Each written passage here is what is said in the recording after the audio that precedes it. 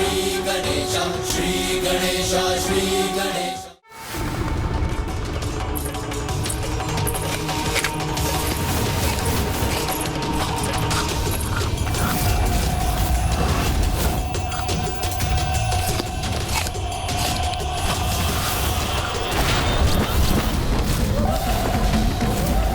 बहुत हुआ गणेश, ये तुम्हारी कैसी उद्दंडता है? कदाचित दोष तुम्हारा नहीं, मेरा और मेरी ममता का ही, जो एक के बाद एक मैं तुम्हारी सभी भूल क्षमा करती गई। सर्वप्रथम तुमने रंगोली की सुंदरता को खंडित किया, जिसे मैंने तुम्हारा भोला योगदान समझा। फिर जब तुमने रसोई गृह में धूल को प्रवाहित किया, उससे मैंने तुम्हारे बाल्यपन का परिणाम समझा। फिर तुमने विधि के विपरीत जाकर स्वामी की पूजा की, उसे भी मैंने तुम्हारी भोली भक्ति समझकर स्वीकार कर लिया। किंतु अब जो तुमने किया है गणेश, वो ना भोलापन और ना ही बाल्यपन, वो अनुशासनहीनता है, जो मैं कदाचित स्वीकार नहीं करूंगी। मैं अन्य सभी भूल सह सकती हूँ गणेश, किंतु स्वामी के प्रति उद्दंडता का दुस्साहस मैं कदापि नहीं सहन करूंगी, कदापि नहीं सहन करूंगी।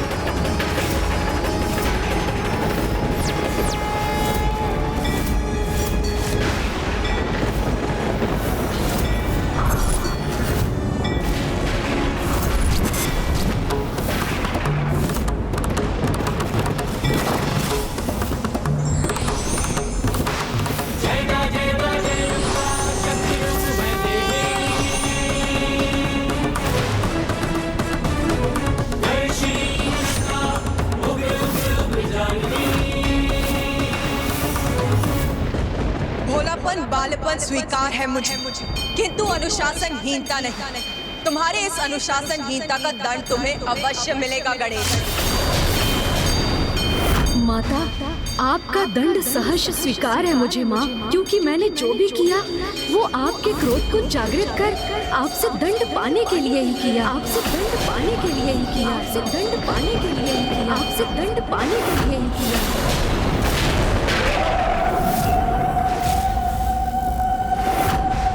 अनुशासनहीनता किसी विशेष आशय से की थी, किंतु क्यों गणेश?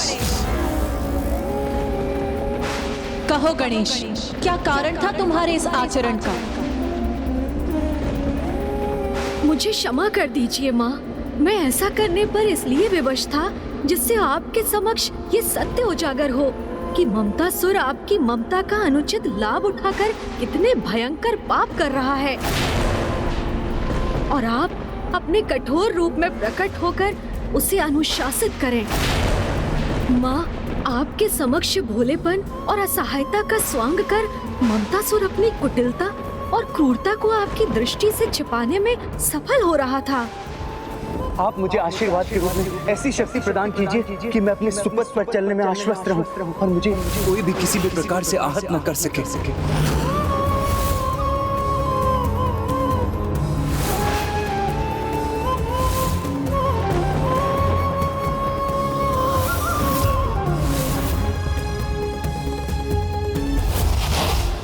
रूप से निर्वस्त्र होकर पवित्र नदी में स्नान करें। वो प्राणी मात्र एक वृक्ष के समान होता है।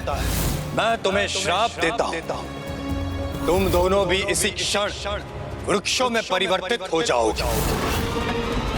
हाँ माँ, एक ओर तो वो आपसे माता का स्नेह पाकर स्वयं को सुरक्षित कर रहा था, और दूसरी ओर अपने विकार से सभी को प्रभावित कर रहा था।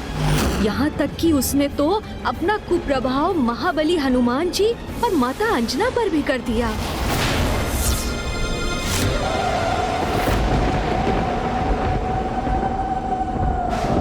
पुत्र, एक माँ की ममता का भाव तो अत्यंत पावन है, जिसके कारण वो अपनी संतान के हित में महान त्याग करने के लिए तत्पर रहती। किंतु ममता की अति जब विकार का रूप ले ले, तो ना माँ का भला होता है और ना ही संतान का। मैं भी ममता से प्रभावित होकर ममतासुर की कपट और कुटिलता को देख पाने में असमर्थ हो गई। इसीलिए दंड के अधिकारी तुम नहीं हो पुत्र गणेश, वो दुष्ट ममतासुर है, वो दुष्ट ममतासुर है, वो दुष्ट ममतासुर है।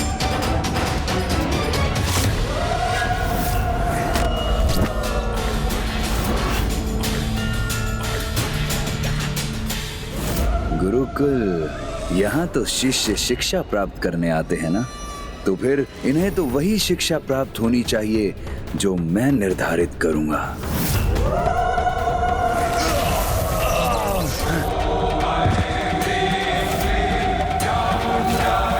ये क्या था? मुझे अपने लिए किसी बड़े अनिष्ट का आभास क्यों हो रहा है? किंतु मुझे तो 64 योगिनियों की रक्षा प्राप्त है। मेरा कोई अहित कैसे हो सकता है?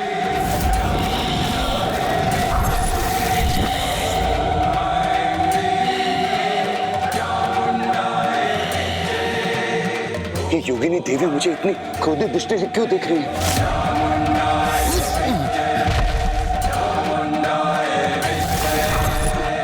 ये कैसा संकट छा रहा है मुझ पर? अब क्या करूं मैं? इतनी आवेशित क्यों हो रही है ये सब योगिनियां?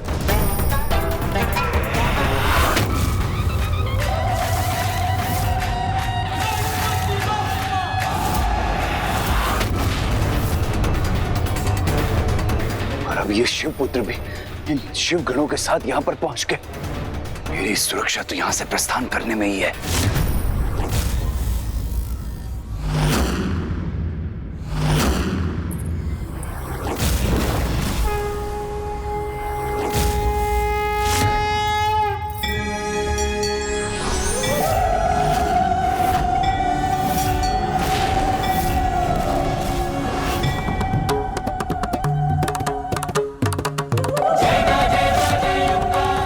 अपने दुर्गा रूप में क्यों आई हैं यहाँ?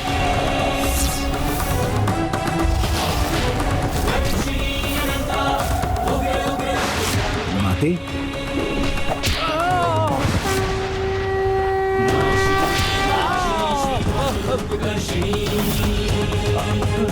अभी तक इसने मात्र मां की ममता ही देखी थी, किंतु अब उनका क्रोध भी देखेगा ये।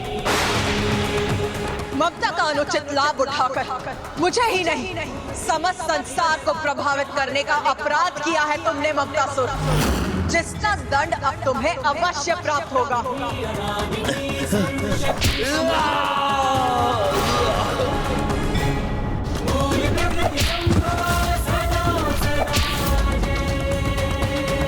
ये मात्र तुम्हारे लिए नहीं, संसार के उस प्रत्येक बालक के लिए सीख जो ममता का दुरुपयोग कर अपने माता पिता की आज्ञा का उल्लंघन करता है। आज तुम्हारे उदाहरण द्वारा संसार को ये ज्ञात होगा कि तुम्हारे जैसी संतान अपने जीवन में किस प्रकार का परिणाम का सामना करने के लिए विवश होती है।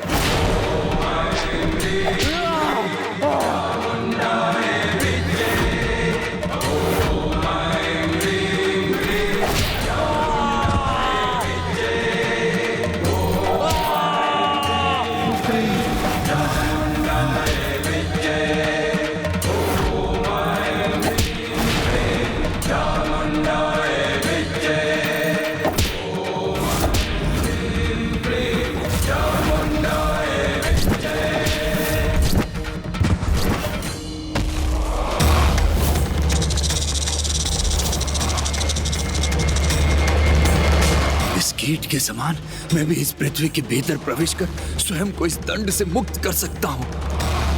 ममतासुर, आज तुम्हें अपने सभी पापों का दंड अवश्य प्राप्त होगा।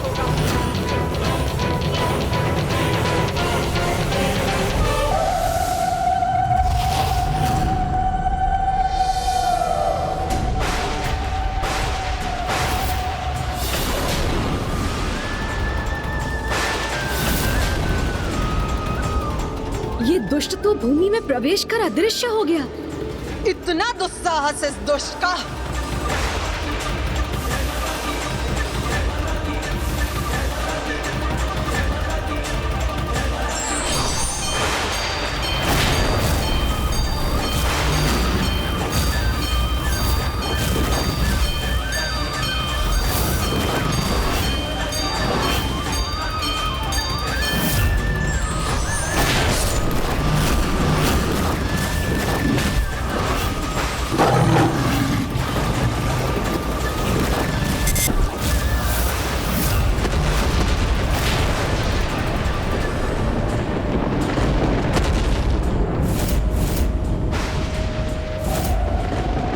अनुज गणेश, मैंने पूर्व में ही कहा था कि माँ की क्रोधाग्नि और उनकी शक्ति को शांत करना अत्यंत कठिन होगा। अब कहीं उनके क्रोध के कारण समस्त सृष्टि पर ही संकट न छा जाए। माता के त्रिशूल में तो जिस प्रकार की ऊर्जा का संग्रह हुआ है, उसके प्रभाव से तो समस्त पृथ्वी 2 भागों में विभाजित हो जाएगी और उसके परिणाम स्वरूप समस्त जीवों को अत्यंत कष्ट होगा।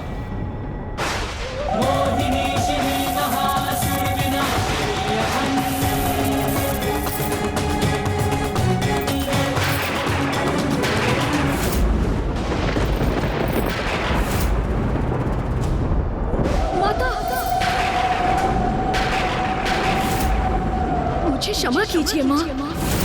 यदि आपने अपने त्रिशूल को पृथ्वी पर लक्षित किया तो उस दुष्ट असुर का दंड समस्त सृष्टि को भुगतना होगा। आप मुझे आज्ञा दीजिए माँ कि ममतासुर पृथ्वी के गर्भ में जहाँ भी छिपा है, मैं उसे वहाँ से ढूंढकर आपके समक्ष प्रस्तुत करूं। उचित है पुत्र गणेश, तुम मुझसे शीघ्र यहाँ लेकर आओ, क्योंकि मैं ममतासुर को ममता की पवित्र भावना की अति उत्पन्न कर उसे विकार में परिवर्तित नहीं करने दूंगी। अनुज गणेश, तुमने माता को वचन तो दे दिया, किंतु हम पृथ्वी के इतने छोटे से छिद्र में प्रवेश कैसे करेंगे?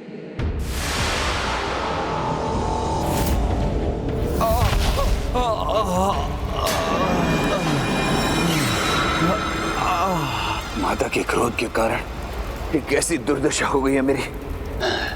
अब अत्यंत सावधान रहना होगा मुझे। अब तक तो वो पृथ्वी में प्रवेश कर न जाने कहां छुप गया होगा। अनुज, इतने लघु आकार के इस स्थान में हम में से किसी का प्रवेश करना असंभव के समान है। असंभव के समान नहीं, अब असंभव ही है। अब यहाँ पर मुझे कोई नहीं, यहाँ पर मुझे कोई नहीं ढूंढ सकता। अब तो बस एक ही व्यक्ति है जो हमें ममतासुर तक पहुंचाने में हमारी सहायता कर सकते हैं। ये किसकी बात कर रहे हैं गणेश जी? ऐसा कौन हो सकता है? किंतु ऐसा कौन है अनुज गणेश जो इतने छोटे आकार के प्रवेश स्थान से हमें पृथ्वी की भीतरी सुरंगों में ले जा सकता है? बताइए गणेश जी। नागराज शेषनाग जी।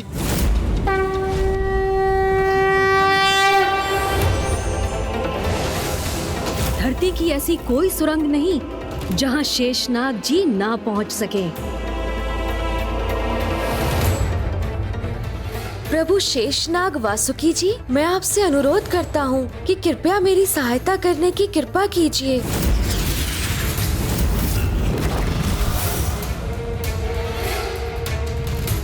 प्रभु, श्री गणेश जी ने सहायता हेतु मेरा आह्वान किया है।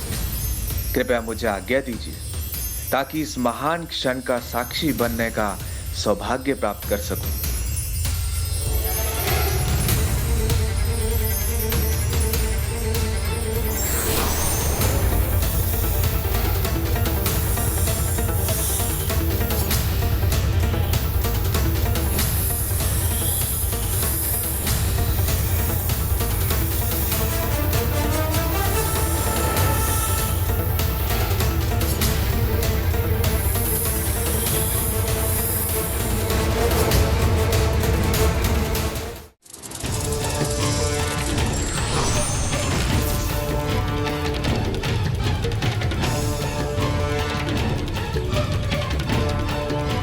प्रणाम लंबोदर गणेश जी। प्रणाम। प्रणाम कुमार कार्तिकेय जी। वो ममतासुर पृथ्वी के तल की कितनी ही गहराई में क्यों ना छुपा बैठा, मैं आपको उसके निकट अवश्य पहुंचा सकता हूं प्रभु। शेषनाग जी, इससे पहले कि गणेश जी मुझे यहाँ शेषनाग जी के साथ आकर ढूंढ ले, मुझे यहाँ से प्रस्थान करना चाहिए जहाँ शेषनाग जी नहीं पहुंच सकते। मैं आपका धन्यवाद करता हूं प्रभु कि आपने इस सेवा के लिए मुझे स्मरण किया। ममतासुर को रोकने हेतु आपका वाहन बनना मेरा परम सौभाग्य होगा प्रभु। अद्भुत। शेषनाग जी, जो स्वयं श्री हरि नारायण की शैया हैं, वो वाहन बनेंगे गणेश जी के।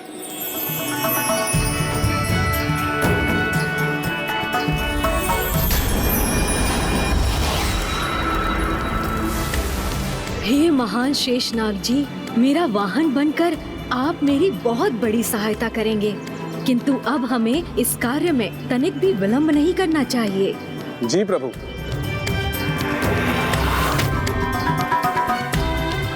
स्वामी, सर्वथा दिव्य और अनूठी घटना का आरंभ हो रहा है। देवी, अब हम एक अत्यंत अद्भुत दृश्य के साक्षी बनेंगे।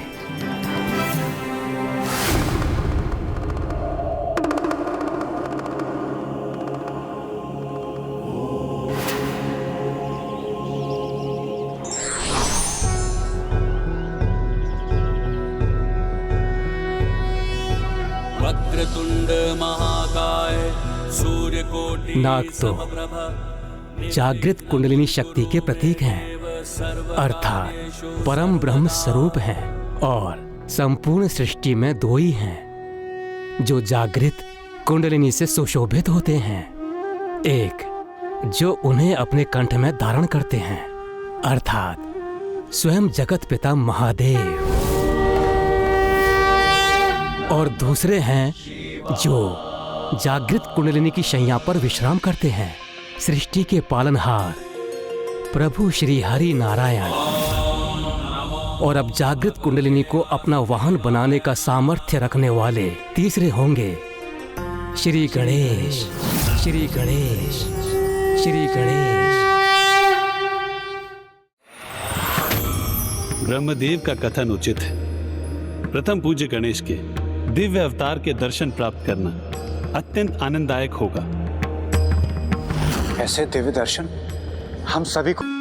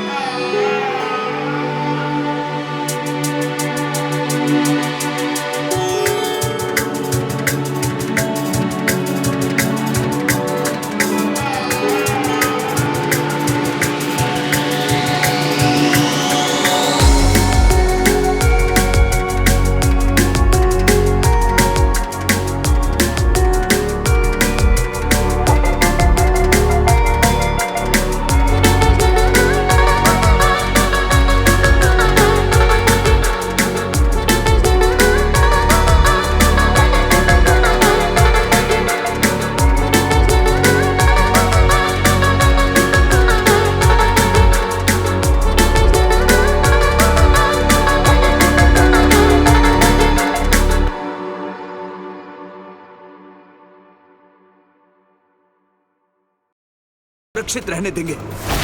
मेरा बचाव इसी में है कि मैं महानायक भंडासुर की तपस्या पूर्ण होने तक किसी भी प्रकार इन सब की दृष्टि से बचा रह सकूं।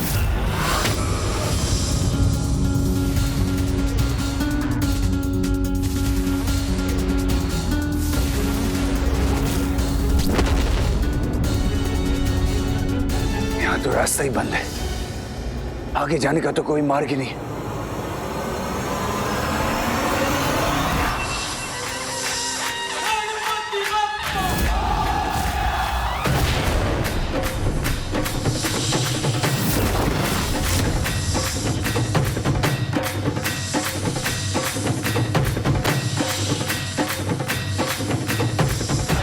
ये भी पहुंच गए यहाँ पर।